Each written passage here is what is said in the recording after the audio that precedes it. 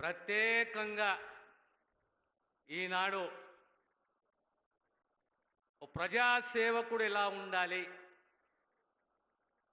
జవాబుదారీతనంతో ఉండాలి, నా ప్రాంతము, నా ప్రజలు, నా అక్కలు, నా చెల్లెళ్ళు, నా తల్లు సుభిక్షంగా ఉండాలి అనే ఓ ఆకాంక్ష, ఓ పట్టుదల,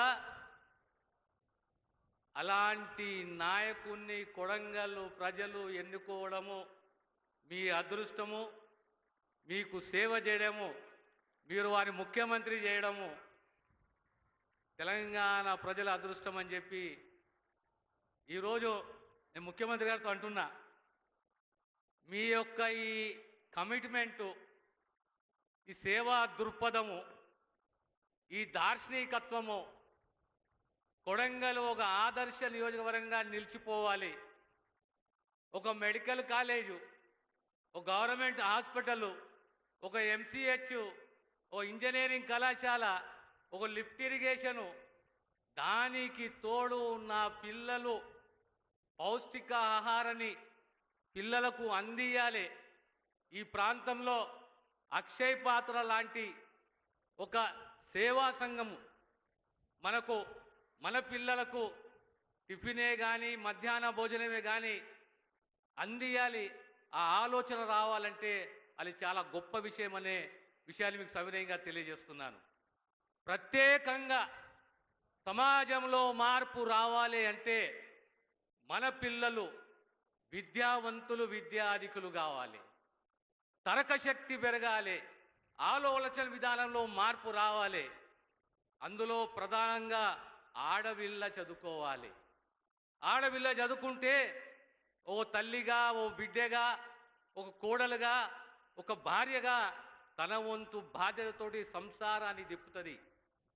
ఆ తల్లికి ఆర్థిక సహాయం కాదు, ఒక సంఘాన్ని ఏర్పాటు చేసుకొని అందులో లోన్ల ద్వారా ప్రభుత్వం సహకరిస్తే అంచెలంచెలుగా ఎదుగుతుందనే ఓ ఆలోచనతోటి కాంగ్రెస్ ప్రభుత్వం రేవంత్ రెడ్డి గారి నాయకత్వంలో ప్రత్యేకంగా మహిళలకు సంబంధించి ఉచిత ప్రయాణమే కానీ,